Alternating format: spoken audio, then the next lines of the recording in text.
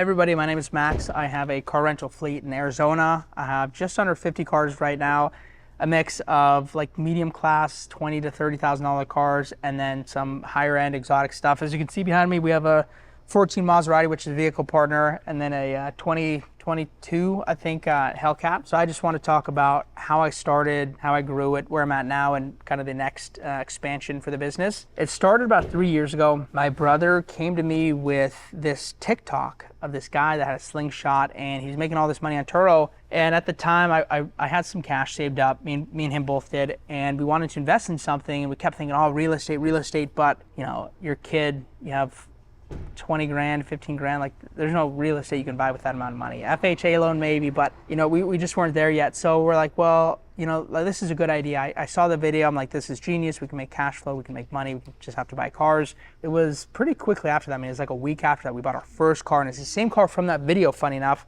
Did no research. We didn't even look up Turo. We didn't understand what it was, what they did. We just were like, okay, this guy's making money. I'm gonna buy a car and do the same thing. So literally action without thought. We just did it.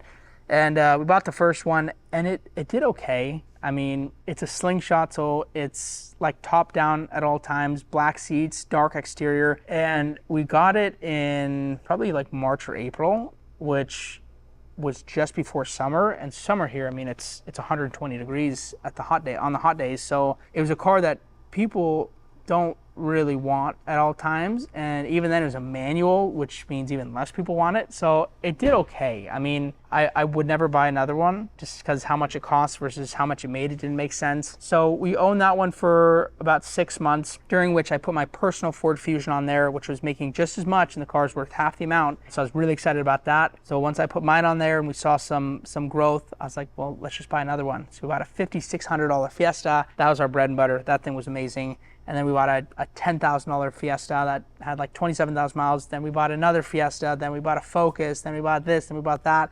And it probably took us, it was like a year to get to 10 or 12 cars, and then another year to get to like 25 cars. And then essentially overnight, and this was a month and a half, almost 2 months ago, we jumped to 50 cars. Along the process, we started at my brother's house. So we were literally parking the cars in front of his house, on his driveway, stuff like that, down his street. I mean, we got to, I think, 12 cars at his house, and his neighbors were complaining. They'd knock on his door and say, hey, like, what's the deal? Why do you have so many cars here? Because what regular person has 12 cars at their house? That's insane. I mean, something's wrong with that, obviously.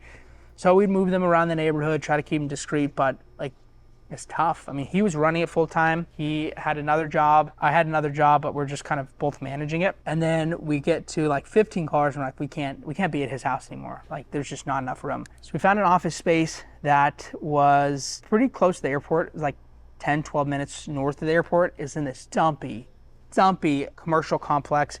It kind of looked like apartments. It was 2-story, like under garages, and it had a little side lot, which is the only reason we got it. There's a side lot, gated, paved, and it had like 25 spaces that we could park cars in.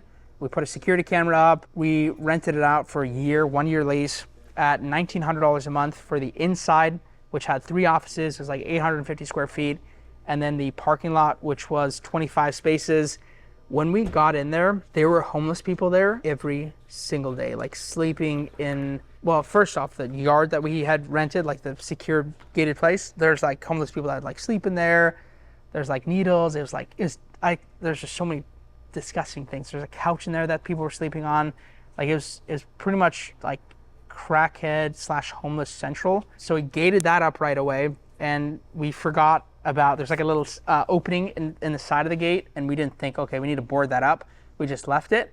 And one night, some people, I don't know who they were, what they're doing, we didn't have any cameras up at this time, drilled holes in 2 of our gas tanks of 2 of our cars. So ruined them. We had to get new gas tanks in 2 cars, which cost like $1,000 or $2,000 each, which was a terrible mistake in the beginning. Fixed that right away. We boarded up that with a big wooden board, and then we kind of slowly started getting the homeless people out ourselves. Like, for some reason, none of the other tenants had wanted to do this. So we were like telling the people, like, hey, you can't be here. This is private property. You need to leave. We tell them that. If it came to it, we'd call the cops. Like, we were on them every single day. Within, it's probably like a month, there wasn't a single homeless person ever hanging around. Like maybe you see one very rarely, and it's usually the same like lady, but we cleared that place up fast. Grew up to, I think it was like 25 cars there, and we were managing it, and our lease was ending. Our lease was ending at the end of December. We're like, this isn't like a very professional place. We want to expand, we need more spaces. We also had another guy that was renting spaces from us there. He had like 10 cars.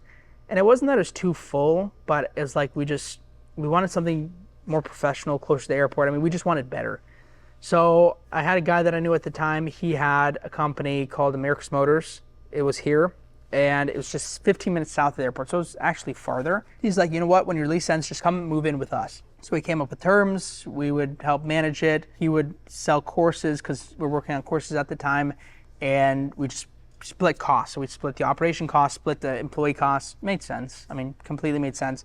Move in there, and it was a little bit of a mess, to be honest. We didn't like vet it at all. We didn't like say, well, let's come check it out for a week and see how your employees do and see how the operation is. We're like, yeah, let's move in. And it quickly kind of fell into shambles. I mean, they didn't really have a fully built out operation yet. They were missing check-ins, check-outs. They didn't have a mechanic like set in place. It's just, there's a lot of things that were going on.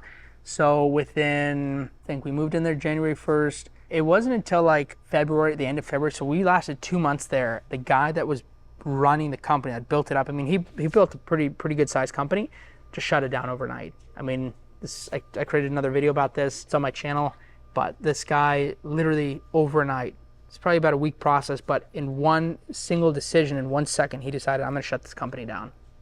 A lot of reasons for it. You go see the other video if you want the explanation, but that's what he did. So we pretty much were like, okay, we gotta figure out where to go. I knew the guy that had this facility. I've been talking to him for a while. He's interviewed on my channel. If you look up most viewed video, depending on where you're at on the channel, he's the biggest interview I've done with Justin. So we're like, okay, well, I guess we got to come here. Along this whole path, though, we were kind of in between like 15 to like 25 cars. We were like fluctuating. If a car wasn't doing well, we'd sell it, or a car would get totaled, and so we'd collect on that. Like the cars were just fluctuating. Then we just recently moved in here. It's been about a month, almost 2 months now, and it's been super, super good. So from the last location to this one, we've doubled our fleet. So we're at almost 50 cars. The guy that had the last operation had vehicle partners, so he had a lot of exotics. He had this Hellcat, he had this Maserati that people brought to him to rent out, and so essentially he's like, you know, I'm shutting this down. You want to take over my vehicle partners? We're like, of course, sure, we can do that for you. So we took over, I think it was about 20 vehicle partners. So right now we're sitting at about 45-ish cars, give or take like 1 or 2. So we pretty much doubled overnight, and it's been crazy, man. Our revenue jumped from average of like 20 to 30,000 a month to last month we did like 85,000 in gross revenue, which is absolutely crazy. And right now we've been focusing on, we're building an Uber program. So we're buying like older Priuses just to rent out on Uber privately. And then we're working on a couple big vehicle partner deals, which is people bringing us cars. And our goal is to just continue growing, get to 100 cars, get to 200 cars, and then eventually just get multiple locations in multiple cities. It's absolutely attainable. It's just gonna take a little bit of time. So that's kind of the journey of how we started and a little bit of the process to where we're at now. Excited to see everybody watch the growth, and I appreciate all the support.